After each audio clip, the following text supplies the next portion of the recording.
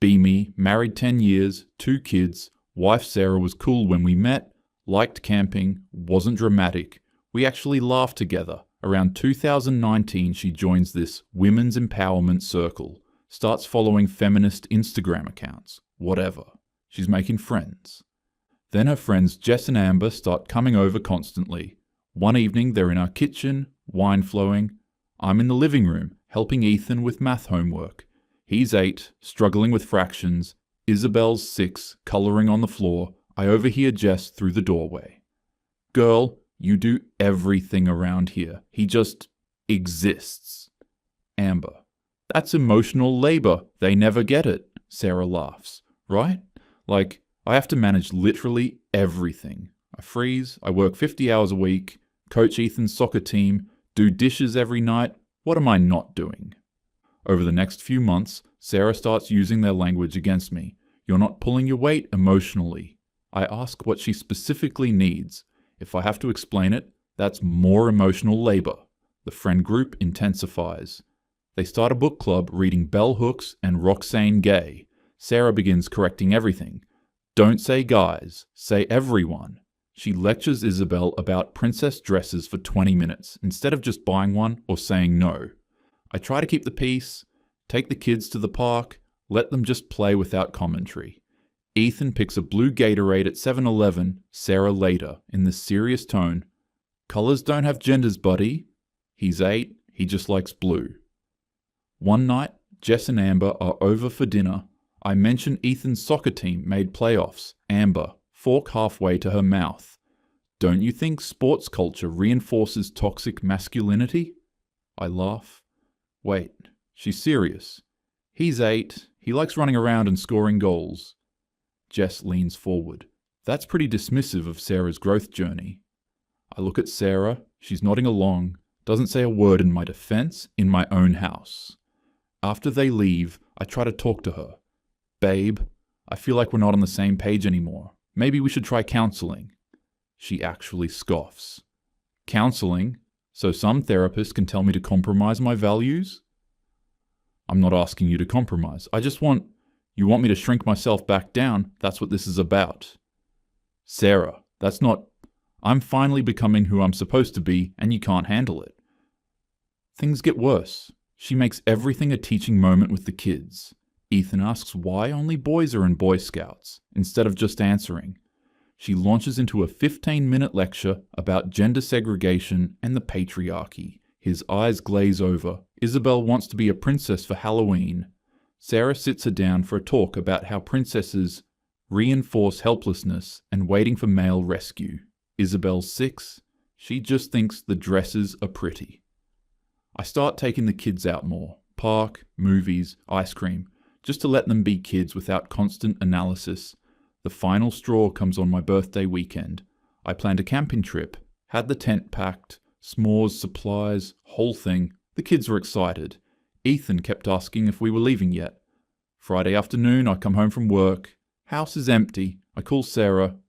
Where are you guys?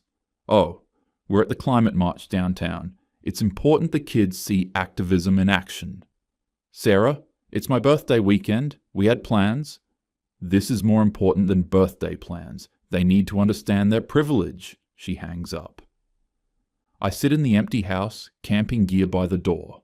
That evening I see her Instagram. Photo of Ethan and Isabel holding a sign that says, "There is no planet B." Caption, "So proud to raise kids who fight for justice." Parenting done right. Ethan looks exhausted in the photo. Isabel's spacing out. When they get home around 8, Ethan says, "Dad, I'm sorry we missed camping." "Not your fault, buddy. We were there for like 4 hours. My feet hurt." I tuck them in, come back downstairs. Sarah's on the couch, scrolling her phone, reading comments on the protest post. "Sarah, we need to talk." She doesn't look up. "If this is about your birthday, it's pretty selfish to prioritize that over the kids' education."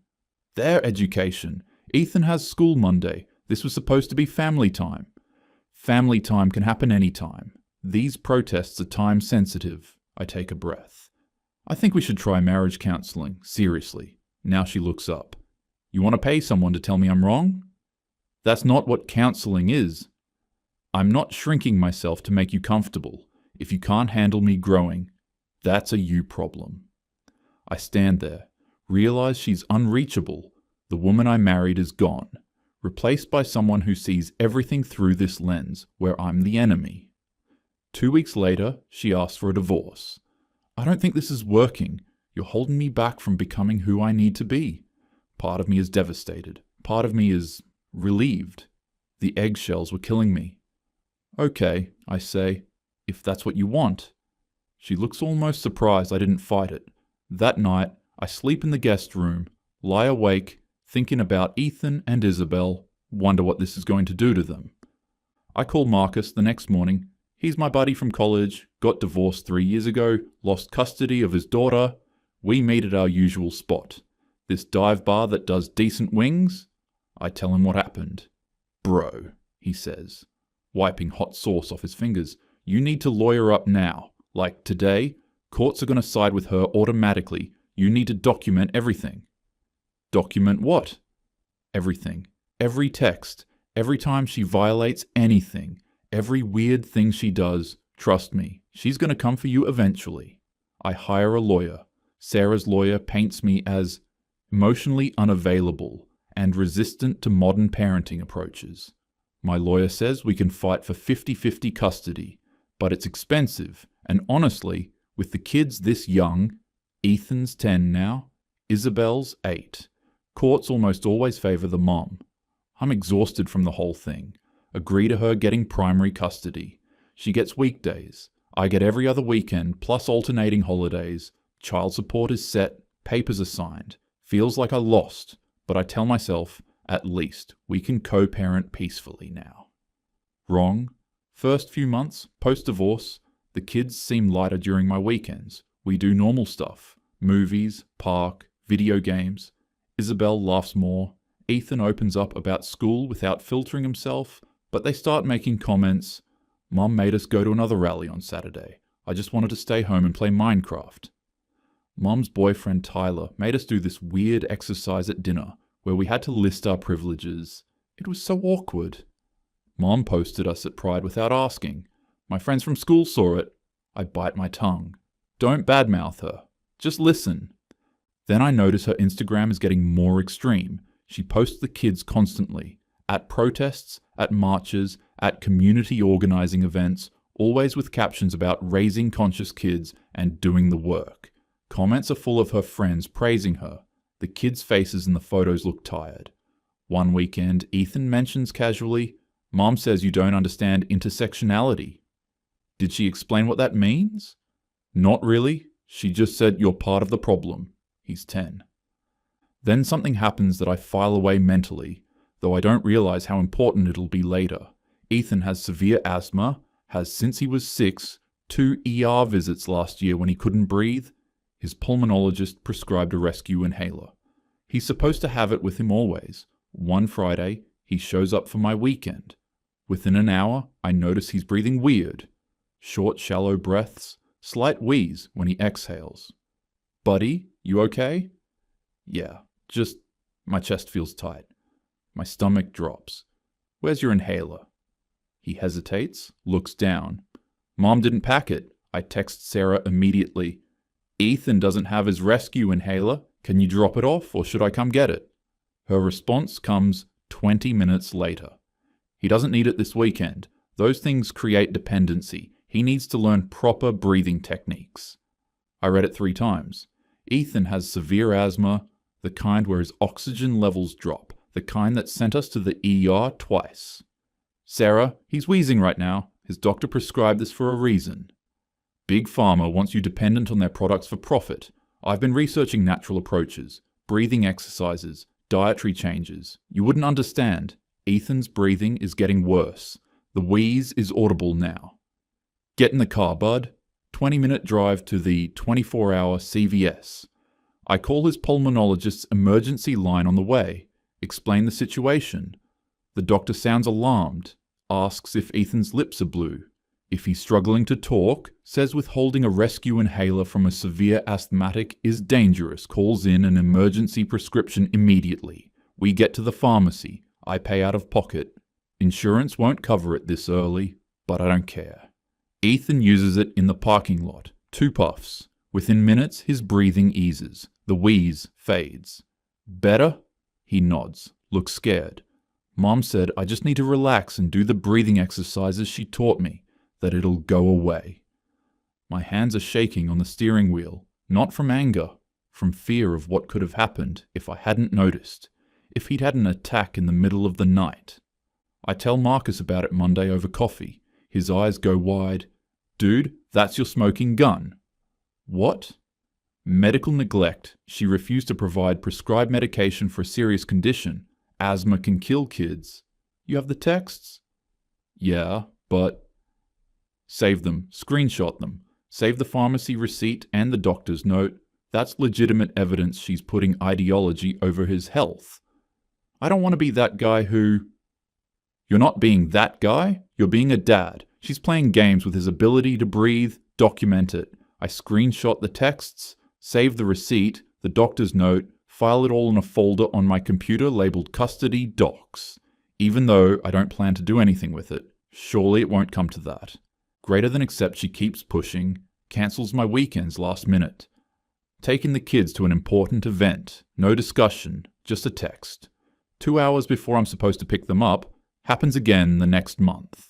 And the month after, I let it slide. Don't want to rock the boat. Marcus warns me over beers. Bro, she's testing you, seeing what she can get away with. She's gonna escalate. We have a custody agreement. She can't just... She is, and she'll keep doing it until you push back. But I don't. I keep thinking if I just stay calm, stay reasonable, it'll work out. 2 years pass like this. The kids are older now. Ethan's 14. Isabel's 12. They're not little anymore. They have opinions, push back, and they're pushing back hard against Sarah. Isabel tells me one weekend. I told Mom I didn't want to go to the march on Saturday. She said I'm internalizing misogyny and I need to do better. What did you want to do instead? Nothing. Just hang out at home. Maybe see my friends. But she made me go anyway, and then posted about it like I was so excited to be there. Ethan chimes in. Mom freaked out last week because I said you guys in front of her book club, made me apologize to like 8 people. For saying you guys? Yeah, she said it's gendered language. I have to say everyone, or folks. He rolls his eyes. He's 14, starting to see through it. Things feel stable enough. I have my weekends, they have their lives, we make it work. Then one Tuesday, I get served at work. Custody modification petition. I read it in my car, hands shaking, Sarah's filing to reduce my custody to supervised visits only, claiming I'm creating an unsafe environment by exposing the children to regressive values and undermining their social-emotional development. Unsafe environment. I'm the one who makes them pancakes and helps with algebra homework and doesn't drag them to political events every weekend. I call Marcus immediately. Emergency meeting. Tonight, we meet at Murphy's, our usual bar. Marcus brings Kyle, another buddy from our college days. Kyle's a corporate lawyer, not family law, but he knows the game. I show them the petition. Marcus. I fucking told you 2 years ago she was always gonna do this. Kyle reads it, whistles. This is aggressive. She's not asking for modification. She's asking to basically erase you. What do you have on her? I've been screenshotting her posts, documenting the schedule violations. That's baseline. You need dirt. Something that proves she's unfit. I hesitate. There was the medication thing 2 years ago. They both lean in. What medication thing? I explain. Ethan's asthma, the inhaler, her refusal, the emergency pharmacy run while he was wheezing. Kyle sets his beer down hard. Do you have the texts? Yeah. And the pharmacy receipt, doctor's note. Marcus slaps the table. Bro, that's gold. That's actual medical neglect. Withholding an inhaler from an asthmatic kid. That's not opinion. That's endangerment. Kyle pulls out his phone, starts typing notes. Okay, here's what you need. 1. Those medical texts and receipts. That's your nuke. 2. Every schedule violation, documented with dates and times. 3. Screenshots of her posting the kids without consent. especially if they've asked her not to. 4. Any evidence of her coaching them or trying to turn them against you. 5. Get the school involved. Has she caused any incidents there? I think... Actually, Isabel mentioned last year, Sarah made a scene about a history assignment, called the teacher's curriculum problematic or something. Isabel was humiliated. Kyle. Contact the school, get documentation, counselor's notes, incident reports, anything. Marcus. And hire a real family lawyer, not some nice guy who plays fair, someone who fights dirty when necessary. I don't want to be... You're not being anything except a dad fighting for his kids? She fired first. You're just responding with facts. Kyle. One more thing. When they assign a custody evaluator, and they will, you be the most boring, stable, normal dad in the world. Make your home comfortable but not staged. Let the kids be themselves. Don't coach them, but make sure they know they can be honest about how they feel. We order another round. Marcus raises his glass. To getting your kids back, for the first time in 2 years, I feel something other than resignation. I feel hope. I hire Ms. Rodriguez based on Marcus's recommendation, former prosecutor, doesn't mess around, first meeting, she reviews everything. The asthma incident is strong, she says, reading the texts. This isn't alternative medicine debate, this is withholding emergency medication for a respiratory condition. Medical neglect angle is solid, but I need more. Build me a case. I call Isabel's school, request a meeting with the counselor. Mr. Harrison, the school counselor, pulls up his files. Oh yes, I remember this incident clearly. Your ex-wife came in extremely upset about our westward expansion unit in history. Claimed it was white supremacist curriculum, demanded we change the entire lesson plan, made quite a scene in the hallway. Your daughter was mortified. She was crying in my office afterward. Do you have documentation? Incident report, yes, and notes from my follow-up session with Isabel. I get copies. Rodriguez smiles when I bring them to her. Good. Keep going. Court assigns a custody evaluator. Ms. Law, mid-50s, been doing this 20 years, no-nonsense type. Rodriguez briefs me. Be yourself. Boring is good. Let your home speak for itself. Do not badmouth Sarah. Let the evidence do that, and whatever you do, don't coach the kids. Ms. Law schedules a home visit on one of my regular weekends. I'm nervous as hell, but stick to the plan. Kids arrive Friday evening. We do our normal routine. Order pizza, watch a movie. Ethan plays Fortnite with his friends online. Isabel does TikTok dances in the living room. Saturday morning Ms. Law arrives. I offer coffee. She accepts, observes.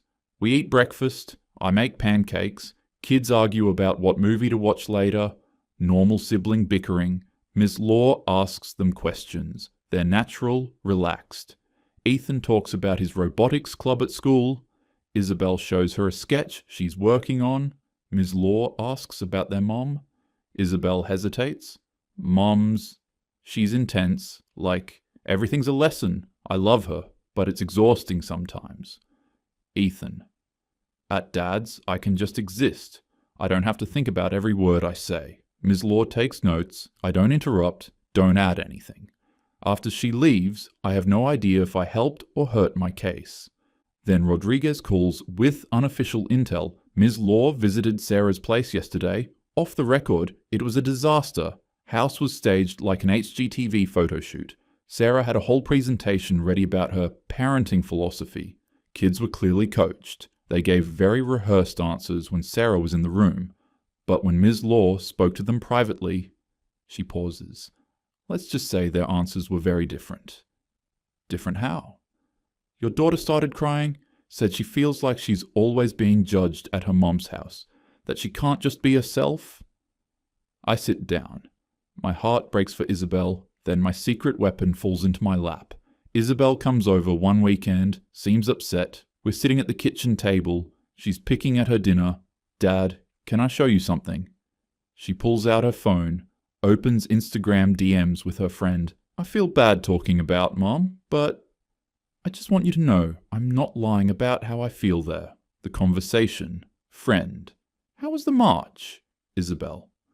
Ugh, exhausting. Mom made us hold signs for like 3 hours. Didn't even ask if we wanted to go. Friend. That sucks. Isabel. She posts us and everything. I'm so tired of it. Dad never does that. I just want to be normal. I screenshot it with her permission. Thank you for showing me this, sweetie. Are you going to use it? Only if I need to show the truth about how you feel. She nods. Then Rodriguez calls with news that makes my stomach drop. Heads up. Sarah's lawyer filed a counter motion claiming you're coaching the kids, trying to turn them against her. It's baseless.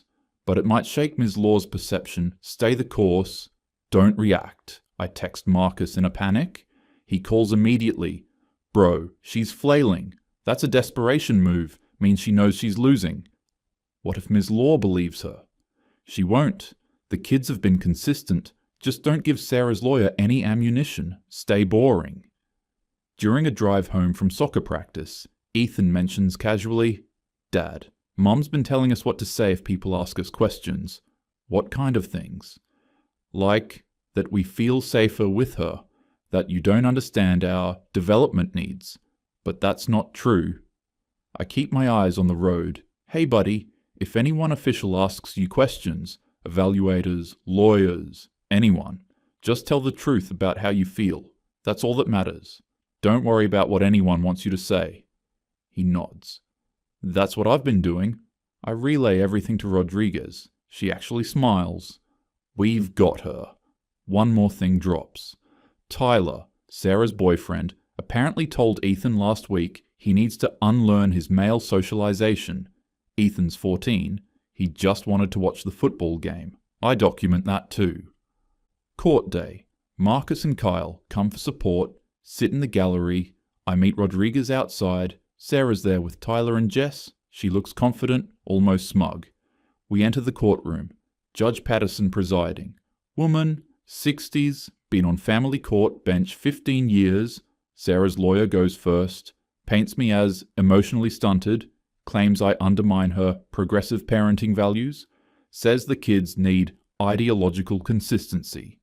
Then Rodriguez stands. Your Honor, I'd like to present evidence of a pattern prioritizing ideology over children's welfare. She lays it out methodically. Exhibit A. The texts about Ethan's inhaler, Sarah refusing to provide prescribed emergency medication for severe asthma, calling it Big Pharma dependency, my pharmacy receipt, and doctor's emergency note showing I had to obtain it while he was actively wheezing. Exhibit B. School incident report, Sarah causing a public scene over curriculum, Mr. Harrison's notes indicating Isabel was humiliated and required counseling. Exhibit C. 8 documented schedule violations over 6 months. Sarah cancelling my custody time for her personal events. Exhibit D. Social media posts. Children in political content without consent. Isabel's DM messages expressing exhaustion and discomfort. Exhibit E. Ms. Law's evaluation. Rodriguez reads the key section. Children present as significantly more emotionally regulated in father's care. Mother's environment described by both children as stressful and like walking on eggshells. Both children, ages 12 and 14, articulated clear, consistent preference for primary placement with father. Sarah's face goes from confident to pale. Judge asks to speak with Ethan and Isabel privately.